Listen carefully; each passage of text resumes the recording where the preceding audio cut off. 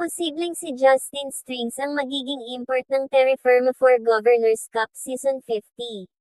Pero wala pa ring official announcement as of now. Need ng Terra Firma ng scorer dahil na-trade na si Jerick Ahanmisi sa SMB. Si Wami Chongson 12 points per game lang sa kanyang latest career. Kailangan nila ng import na 18 to 20 points per game agad. Si Justin Strings ay 19.1 points per game sa Chile LNB last season. Available at experienced playing pa rin siya ngayon 2025 to 2026 season.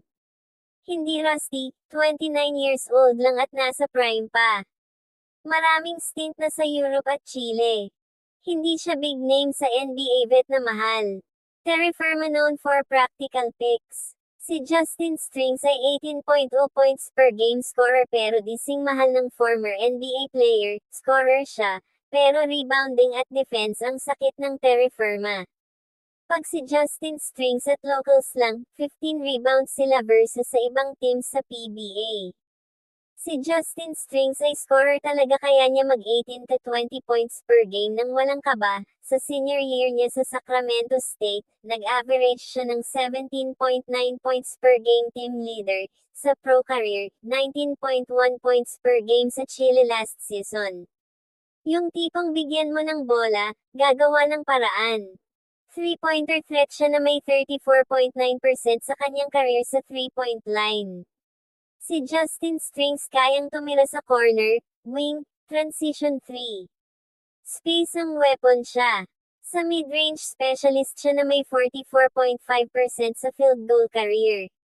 Mas gusto niya pull-up jumper sa elbow at free throw line kesa dumikit sa ilalim na pang-counter sa mga big man. High motor siya na may 36.2 minutes per game sa senior year. Kayang maglaro ng 35 plus minutes straight. Hindi hinihingal. Sakto sa Terra Firma na konti lang ang rotation. Sa rebounding at depensa, wing rebounder siya na may 7 rebound per game sa NCAA, at 8.4 rebound per game sa Chile.